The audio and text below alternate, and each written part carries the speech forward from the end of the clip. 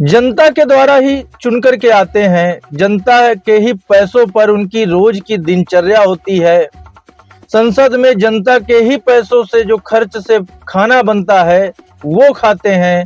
जनता के पैसे के खर्च से जो व्यवस्थाएं संसद के अंदर की जाती हैं उनका लाभ उठाते हैं।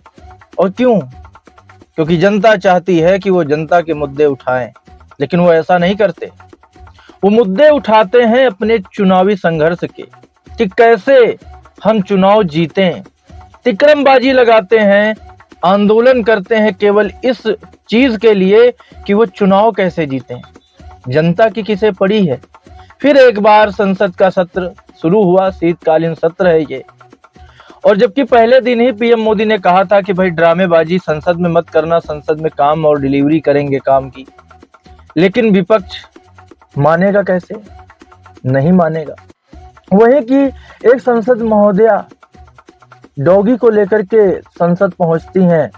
जब उनसे सवाल पूछा जाता है कि भाई आप डॉगी को लेकर के आए हो, तो वो कहती है ये काटेगा थोड़ी, काटने वाले तो अंदर बैठे हैं। जनता के द्वारा चुने गए माननीय सांसदों और नेताओं को कहने में खराब लग रहा होगा, लेकिन डॉगी बताना मेरे हिसाब से ये बर्दाश्त करने वाली चीज तो नहीं होनी चाहिए। उसके बाद जब भविष्य में भारत का प्रधानमंत्री बनने का सपना देखने वाले, या ये कह सकते हैं कि प्रधानमंत्री पद पर बार बार अप्लाई करने वाले और जनता के द्वारा बार बार नकार दिए जाने वाले माननीय राहुल गांधी जी से ये सवाल पूछा जाता है, वो कहते हैं ये कौन सा इशू है? बाहर परिसर में कुत्ते अलाउ नहीं है, लेकिन संसद के अंदर हैं। वो भी अंदर बैठे माननीय सांसदों और इस देश की जनता के प्रतिनिधियों को कुत्ता बताते हैं। ये प्रधानमंत्री बनने के लायक लगते हैं क्या आप लोगों को? मेरा सवाल इसीलिए है कि कुछ लोग अभी भी अंधभक्ति में डूबे हुए हैं, जबकि वो बोलते हैं कि बाकी डूबे हुए हैं। लेकिन मुझे ऐसा लगता है कि लोगों को विचार तो करना चाहिए कि कांग्रेस अभी भी उस लायक है। देश का इतना नुकसान करने के बाद, दशकों तक शासन करने के बाद, जबरदस्ती इमरजेंसी जैसी चीजें इस देश पर थोपने के बावजूद, जबरदस्ती विपक्ष के नेताओं को जेल में डालने के बावजूद, इस देश के संविधान को बार बार क्षति पहुंचाने के बावजूद, अगर कांग्रेस ये दावा करती है कि भाई हम प्रधानमंत्री राहुल गांधी को बनाएंगे एक दिन, तो ये क्या है? इस देश में कहते हुए मुझे कोई आश्चर्य भी नहीं है और ना ही कोई मुझे गुरेज है इससे। इस देश में जो विकास 10 साल में हुआ, अगर उस गति से विकास आजादी के बाद कांग्रेस करती, क्योंकि सबसे लंबा शासन रहा है कांग्रेस का, तो आज ये देश कहां से कहां होता, कहां से कहां होता। ध्यान नहीं दिया गया। और आज जब कोई इस चीज पर ध्यान दे रहा है, भारत विश्व की सबसे तेजी से बढ़ती अर्थव्यवस्था बन रहा है और ताकत में सबसे बड़ी ताकत विश्व में तीसरे नंबर पर अगर भारत बन के उभरा है, तो इसमें श्रेय तो देना पड़ेगा आपको, पीएम मोदी को। आप चाहें या ना चाहें, आपकी विचारधारा अलग हो सकती है, लेकिन इस देश का जो विकास हो रहा है वो देख करके आपको बोलना तो पड़ेगा एक बार। वहीं ऐसी स्थितियां जब कुत्ते को लेकर के संसद में जाया जाए और ये बोला जाए कि ये काटेगा नहीं, काटने वाले तो अंदर बैठे हैं, क्या ये इस देश के संविधान का अपमान अब नहीं है? क्या लोग इसके खिलाफ आंदोलन नहीं करेंगे? चर्चा प्रदूषण की है। दिल्ली में बढ़ते प्रदूषण पर चर्चा हो रही है कि भाई दिल्ली का AQI बहुत हाई हो गया है। कुछ नेता है विपक्षी जो सिलेंडर ऑक्सीजन का और मास्क लेकर के पहुंचे, लेकिन उनसे एक शब्द ये नहीं बोला गया कि जो राहुल गांधी ने और वो सांसद महोदया ने कहा कुत्ते को लेकर और सांसदों पर, वो गलत था। और अगर प्रदूषण को लेकर के आंदोलन होता है, तो क्या इस बात को लेकर के आंदोलन देश में नहीं होना चाहिए कि एक विपक्ष जो है वो जनता का पैसा बर्बाद करा रहा है? संसद से वॉकआउट कर जाते हैं, उठकर चले जाते हैं। संसद की कार्यवाही में बाधा डालते हैं और पब्लिक का घंटों में ही करोड़ों रुपए का नुकसान हो जाता है, जो कि इस देश की जनता की जेब से जा रहा है। क्या ये जायज है?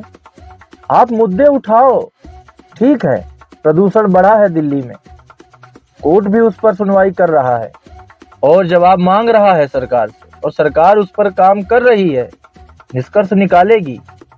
लेकिन क्या ये जो बातें हो रही हैं, क्या ये जायज है? प्रदूषण के आंदोलन के आड़ में अगर किसी नक्सली का प्रचार होने लग जाए तो क्या वो जायज है? क्या इस पर कोई विपक्ष का नेता नहीं बोलेगा? या हम ये मान लें कि इस देश को बांटने वाले जो तत्व हैं उनकी ही ओर खड़ा हो जाता है बार बार विपक्ष? उसे भी अच्छा लगता है इस देश की अस्मिता को बार बार तार तार करना? क्या ये मान लें? बहुत सारे बुद्धिजीवी चैनल्स हैं, उनके एंकर्स हैं, अपने आप को वरिष्ठ पत्रकार बताते हैं, लेकिन वही जब SIR को लेकर के आंदोलन चलाते हैं अपने टीवी चैनल पर, न्यूज चैनल पर, तो क्या उन लोगों को इस बात पर आंदोलन नहीं चलाना चाहिए कि जनता का पैसा संसद के अंदर बर्बाद किया जाता है? चुनाव जीतने के बाद पेंशन भी फिक्स है, निवास भी मिलता है, कईयों को तो गाड़ियां भी मिलती हैं चलने के लिए, VIP सुविधा मिलती है, टोल टैक्स नहीं देना पड़ता है नेताओं को। वो जाता किसकी जेब से है? इस देश की आम जनता की जेब से जाता है ना। तो क्या उनसे सवाल इस आम जनता को नहीं पूछना चाहिए देश की कि भाई क्या कर रहे हो आप? इस देश की जनता अगर बाकी चीजों पर अपनी राय रखती है तो इस मुद्दे को लेकर के इतनी ज्यादा असंवेदनशीलता क्यों है हमारे देश में?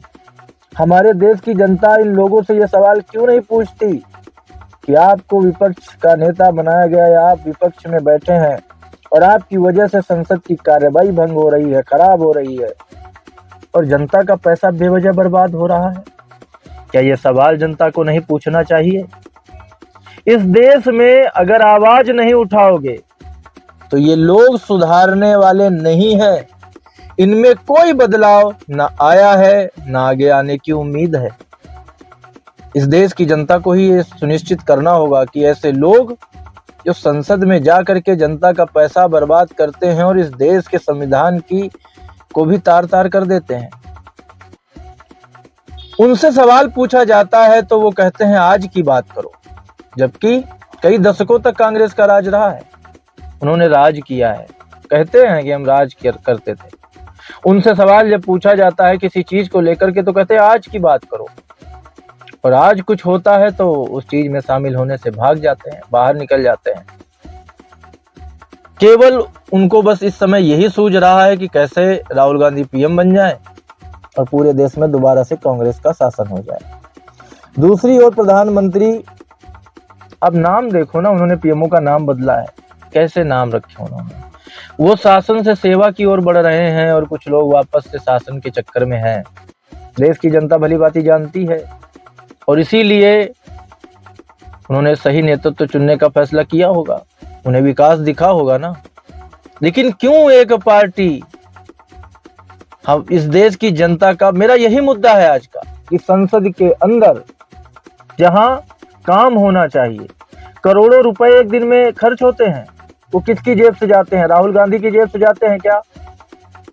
वो इस देश की जनता की जेब से खर्च होते हैं, जो संसद के अंदर रोज का खर्च है। और उस पैसे का दुरुपयोग होना, आप वहां खाना भी फ्री का खाओगे, आवाज भी लोगे, लेकिन आप इस देश के हित की बात नहीं करोगे, इस देश के हित में लिए जाने वाले किसी भी फैसले में आप शामिल नहीं होगे। आप शामिल होगे तो उन आंदोलनों में जिनका कोई महत्व है नहीं, SIR के पीछे पड़े हुए हैं। अब SIR खराब हो गया है, हर उस चीज का विरोध करना है जो आज की सरकार लाए। संचार साथी ऐप जिसे सरकार ने लॉन्च किया और कंपलसरी किया है, वो काफी चीजों में आपका भला कर सकता है वो ऐप, लेकिन विपक्ष कह रहा है कि वो ऐप सरकार ने बनाया ही इसीलिए है और इसीलिए वो सबके फोन में डालना चाहते हैं ताकि सबकी जासूसी कर सके। लोगों को विदेशी फोनों पर तो भरोसा है, लाखों रुपए के कीमत का फोन जो कि दूसरी कंट्री का बना है, विदेशी है, उसे अपनी जेब में लेकर के तो घूम लेंगे, लेकिन इस देश का बना हुआ कोई भी ऐप उन्हें जासूसी लगता है। वो चाइना का मोबाइल रख लेंगे, वहां का सॉफ्टवेयर अपडेट कर लेंगे, उसमें सारा डाटा भी डाल देंगे, लेकिन इस देश का बना हुआ ऐप उन्हें जासूसी वाला ऐप लगता है। पब्लिक को गुमराह करने की भी एक लिमिट होती है, लेकिन ये लिमिट तो लिमिट रही ही नहीं, बन गया है ये माहौल ऐसा। कोई भी योजना आ जाए, कोई भी चीज आ जाए, विरोध ही करना है और कुछ नहीं करना, केवल विरोध करना है। आप लोग खुद सोचो और इस पर आवाज उठानी पड़ेगी कि जनता का पैसा संसद के अंदर विपक्ष के कारण क्यों बर्बाद हो रहा है, क्यों कार्यवाही में शामिल नहीं हो रहे हैं, क्यों वॉकआउट करते हैं और क्यों हो हल्ला हंगामे में सब बर्बाद करते हैं। मिलता हूं आपसे कल एक और बड़ी खबर के साथ, तब तक आप देखते रहिए इम्पैक्ट भारत टीवी। आप देख रहे हैं इम्पैक्ट भारत टीवी।